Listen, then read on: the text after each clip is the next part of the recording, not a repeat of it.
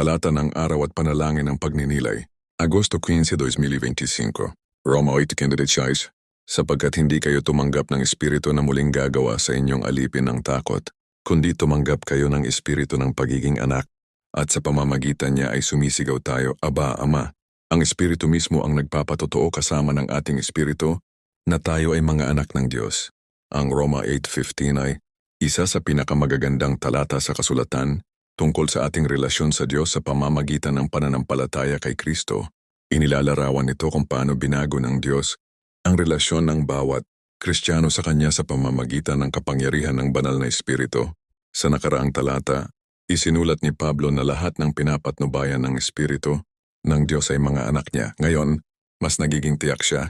Mas maaga sa sulat na ito sa mga taga-Roma, isinulat ni Pablo na sa pamamagitan ng pananampalataya, kay Kristo ay pinalaya tayo mula sa pagkaalipin sa kasalanan at tayo ay nagiging mga alipin ng katuwiran. Roma 6:18. O mga alipin ng Diyos ng Roma 6:22. Hindi lumalayo si Pablo sa bagay na iyan sa talatang ito.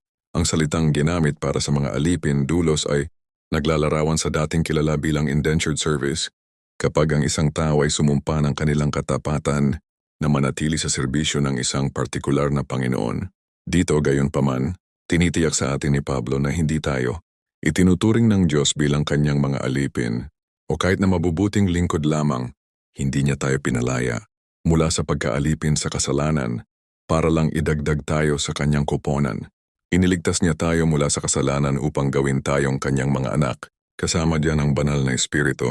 Mga puna sa bersikulo na ngayon, Abba, makinig sa isang sanggol at maririnig mo ang mga pangunahing maagang tunog na ito. Hindi ka panipaniwala ipinakita sa atin ni Jesus at pinangyarihan tayo ng Espiritu na makipag-usap sa Diyos gamit ang mga pangunahing pantig na ito na parang sa sanggol na nagpapakita ng pagiging pamilyar, tiwala, kahinaan, pag-asa at pagiging malapit.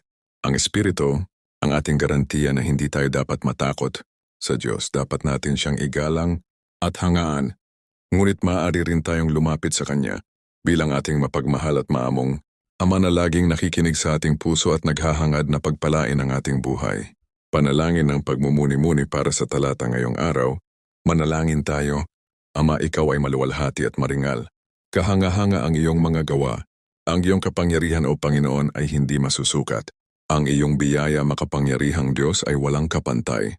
Salamat sa pagpayag mong lapitan, kita bilang aking laging malapit at palaging naroroon na Aba. Hinihiling ko ang iyong paglapit sa aking buhay. Ngayon sa tulong ng banal na Espiritu, dalangin ko na mabuhay ako para sa iyong kaluwalhatian at karangalan sa pamamagitan ng lakas at sa pangalan ni Jesus, aking Panginoon. Amen.